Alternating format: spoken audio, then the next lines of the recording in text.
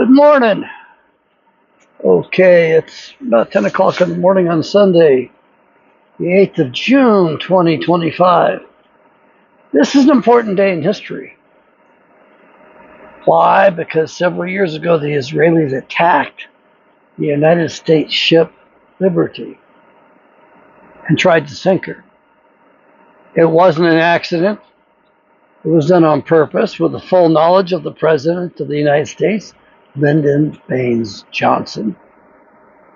And the problem is, he wanted it sunk. You would say, why would the President of the United States want that sunk? Well, you have to remember how he got into office.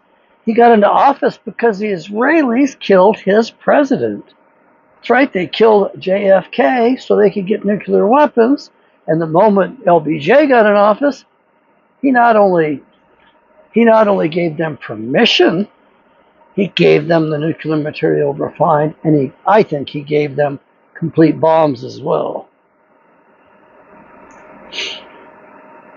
And he said, when he heard the ship had been attacked, he says he didn't care if that ship with all the sailors sunk to the bottom of the ocean. He was not going to embarrass our friend Israel. Now let's get this straight. This is not Israel. This is Edom, E-D-O-M, we're talking about. That's the Aramaic Hebrew word for what they are. Edomites. Now, the Greek version of that is Edomaean. Herod the Great was an Edomaean. He was in charge of Jerusalem. At the time, baby Jesus was born. And he sent soldiers into that territory, that area, and put every male child under the age of 2 to the sword in an attempt to kill the Messiah, Yahshua. We know he did not succeed in that. But the main thing is that you need to understand that Herod the Great was an Idumean. He was one of the descendants from Mount Seir. And it was Esau who started that little club, if you will. Esau, well, Yahweh knew what he was going to do in advance, and Esau sold his inheritance and gave his inheritance up several ways. In the Bible, we have double witnesses, and we also have some things that are mentioned several times. And there's one that's mentioned 19 times, and I wish I'd have kept notes on it because I can't find it, and the guy that posted it doesn't remember it. However, there are 2 fivefold witnesses in the Bible that I'm aware of. Maybe you can find more. If you can, please put them in the comments because I want to learn. One of the fivefold witnesses was, you will not take the daughters of the people of the land for wives for your sons. Neither will you give your daughters to the people of the land to be their wives. 5 times Yahweh told them, don't do that. And what happens? Esau took a Hittite woman to wife. The Hittites have got some particular characteristics. In particular, that big nose that is attributed to the Jews, that's a Hittite characteristic. I know it's not just the Hittites that have that. Some white people get big noses too, because the nose continues growing even after we die. When Esau, this is in the Bible, so we've got the witness to it. When Esau saw how much it upset his parents that he had married this Canaanite woman, took her to wife, he doubled down and he took another Canaanite woman to wife. Now, they were described as being Hittites.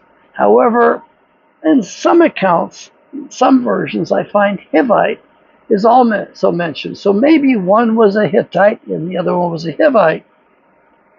And Esau realized what he had done. And he cried great tears of repentance. But it was too late. He had already had children by them.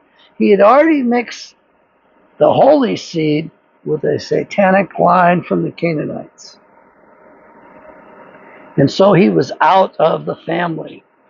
He cried and he tried to make up for it.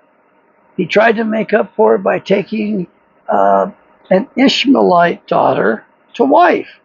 And the Ishmaelites, there was nothing wrong with them. They were actually descendants from Noah's sons, Ham, Hamitic. But it didn't work. And and Yahweh hated Esau, who became known as Edom, which is the word for red. You see, Esau was a hunter.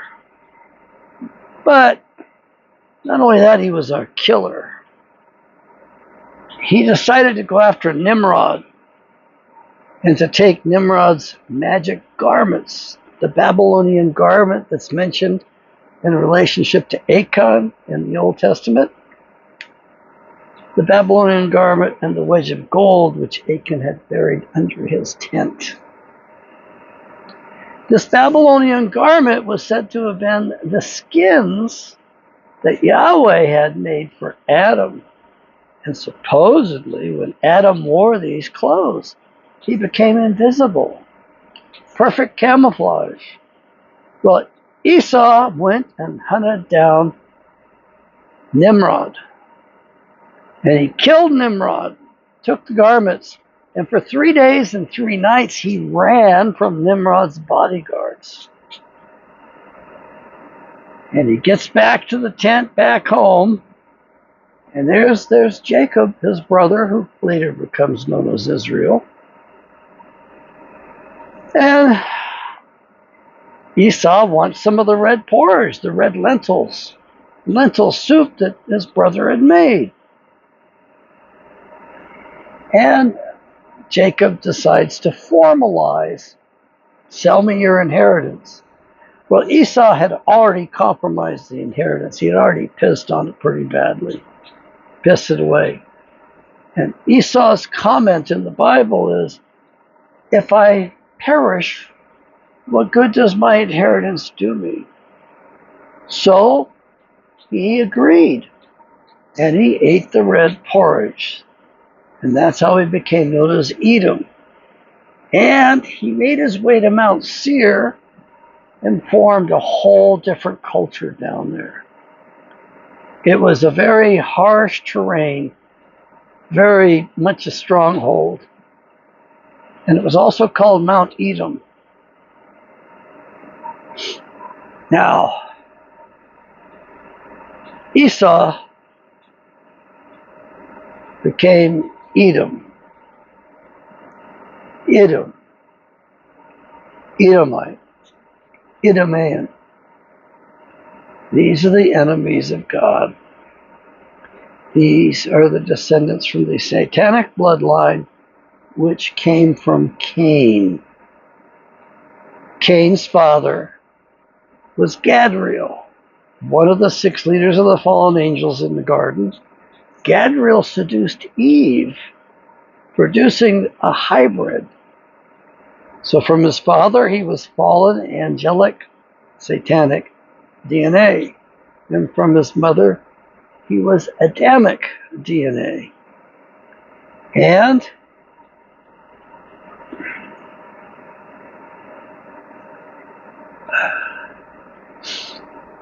when Cain was kicked out of the garden, he complained to Yahweh. He says, where will I go out there?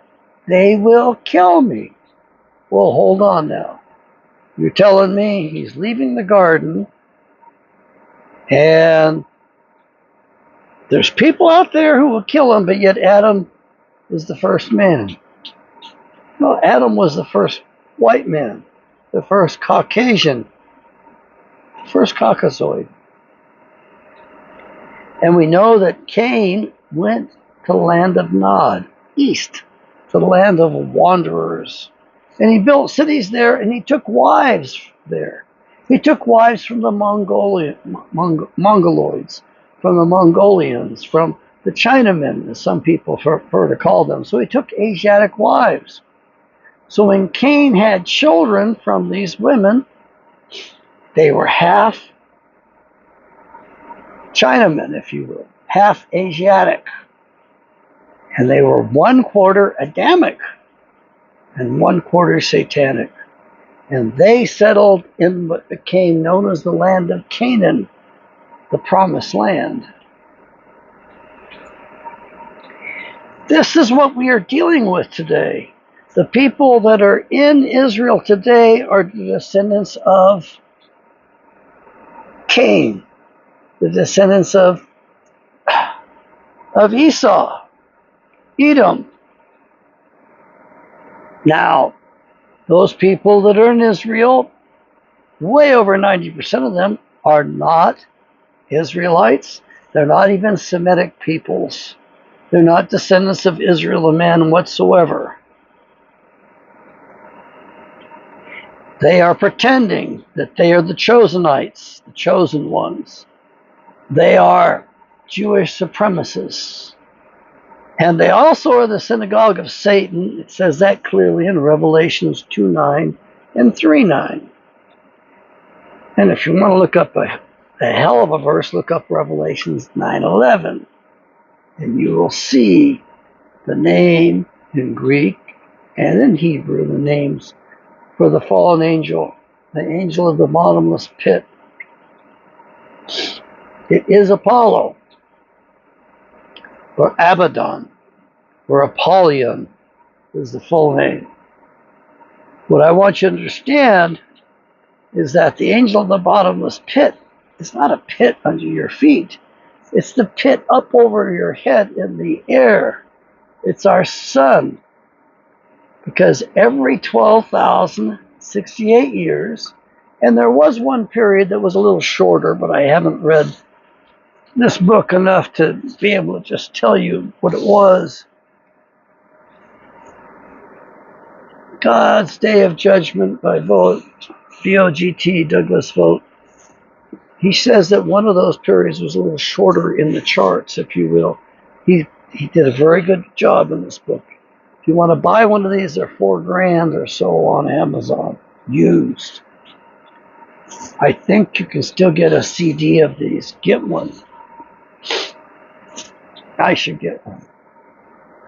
I'm so glad I got this book. It was so expensive, though. It was around $50 or so when I bought it, after taxes and shipping and the cost of the book.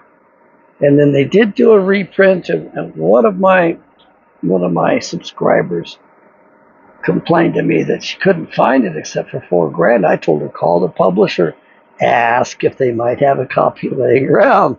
I'll be darned if she didn't do it. And she got the last copy for about $50. That's a heck of a find. I hope if she hears this that she's been reading it and she can tune in and give me a hand here in understanding things. The USS Liberty was a communications ship, and it was out in the Mediterranean in international waters and clearly marked. And the Israelis knew exactly what they were attacking. It was no mistake. And LBJ knew what he was doing as well, because he was repaying the people that made him president. And 4 times they sent jets to defend the ship. And they were recalled every time. At the very end, the sailor, the radio man, scampered across the deck to put the radio lines together again, because the first thing the Israelis went after was the comm tower, the communications tower. They wanted to cut off the communications so they could do this dirty deed and not get caught. Well, this brave sailor scampered across the deck under machine gun fire from the warplanes, and he spliced the line together. As a result, the USS Liberty got off its final Mayday, and that's when they called off the attack.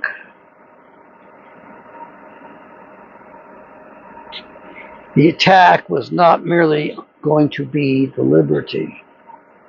The USS Liberty was the false flag attack the Israelis and the Johnson administration had planned that was going to give them the excuse they were looking for to engage in a nuclear war.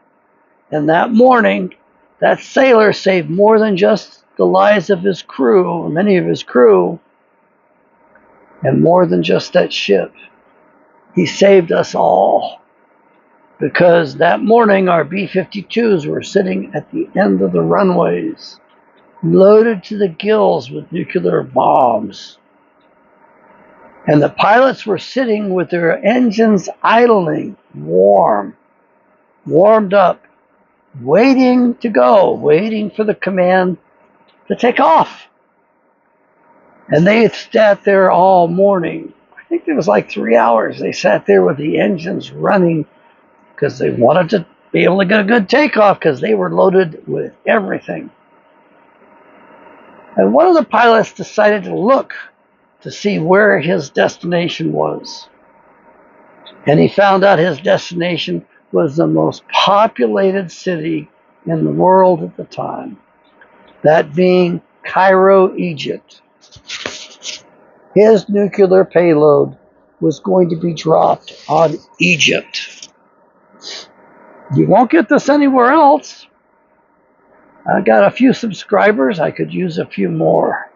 I'd love to sell some more Bibles in particular. I'd love some prayers. I'm trying to get this new website off the ground and get a few things happening. But I want to tell you that today is the day, and we need to always remember June 8th. And in case you're wondering, the men who were aboard the USS Liberty still refuse to talk about it. A gentleman thanked me in person one time for having mentioned it on a radio show. 2008, 2009, I was broadcasting out of Phoenix. And I talked with him, and he told me several things, but I didn't take notes. Heck, you're in public at a dance. And I tried to get a hold of him. I did get a hold of him again. And I tried to see if he would let me interview him. And his response was, as ordered. I believe he was ordered by an admiral, because the admiral debriefed everyone. He took the rank off his lapels and says, "Talk to me like I'm your father." And then at the end of it, the admiral put this rank back on and told each and every man that if he ever spoke about this again to anyone, that he was going to have to do bad things to him. And so my acquaintance now denies knowing anything about the USS Liberty. And I have to honor and respect that. He was there, I wasn't. But I will tell you this. He carries quite a burden because he was a big guy. And because he was so big, he was the one that carried the bodies out.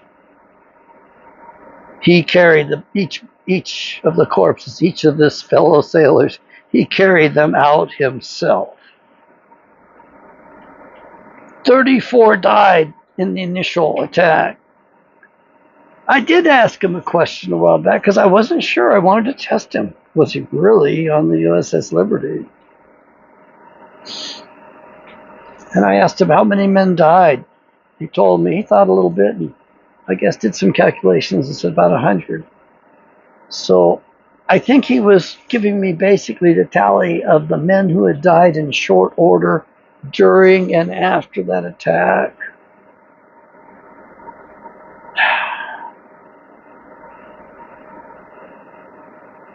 I ask you to pray, especially for that radio man who risked his life going across the deck. He's been deceased for quite a while, more than a decade, but he was the hero. He saved the world. And I propose that we have a park. We put it in Sitka, Alaska, which is the original capital, Russian capital for Alaska. And I think we need to put it in Alaska. And there needs to be full life-size bronze statues of the men and women who have successfully avoided nuclear war for us. And right now, that radio man from the USS Liberty, and I can't remember his name, I'm not good with names, never was. We need to have him in there. And then around him, we need 2 Russians. One was a Russian colonel from the 1980s who withstood the demands of his colleagues to launch the missiles because the Americans had attacked. And he refused to believe it. And he said no. It was his call. It was his decision. He was going to wait until, and after 3 false positives through the computer system saying, hey man, the Americans have launched their ICBMs. He said, no, I'm going to wait for visual confirmation. In other words, he's going to wait until he can see the missiles over the horizon. People were upset. He was a colonel at the time. And he actually appeared before the United Nations. And he says, don't treat me like a hero. I'm no hero. I just did my job. That man was humbled by the Russians, by the Soviets at the time, and took a pay cut, was forced out of the military, and even his own family shunned him. We need a life-size bronze of him. He saved us that day. And there's another Russian officer that belongs in that park in Sitka, hopefully among the tall spruce trees at the end of the island in a nice, peaceful, beautiful cove area. And that fellow was the weapons officer for a nuclear submarine that was attacked during the Cuban Missile Crisis. And they had to go down to avoid the depth charges. And that meant a loss of radio contact. And the 3 officers argued among themselves. 2 of them insisted that they insisted that World War III began and they need to launch their missiles. But the Russian weapons officer said no.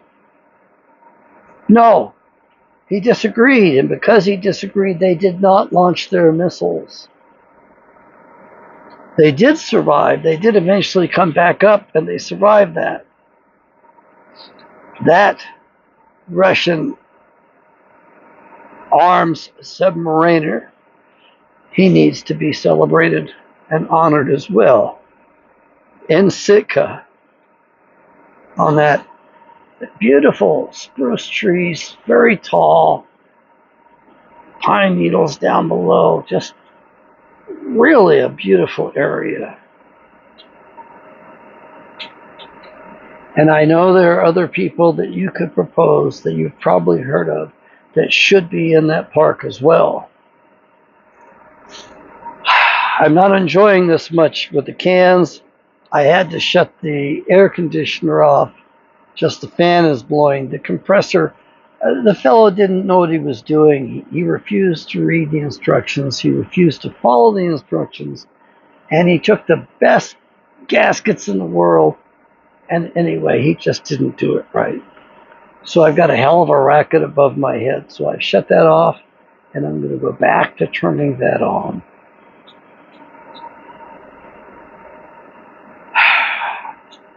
I would ask you to remember the USS Liberty, the shame that those sailors felt because they couldn't talk about it. They never were given proper awards that they should have. They shouldn't have had to have. They should have received combat pay. They should have been given medals. They should have been given acknowledgement. But to this day, most people don't understand.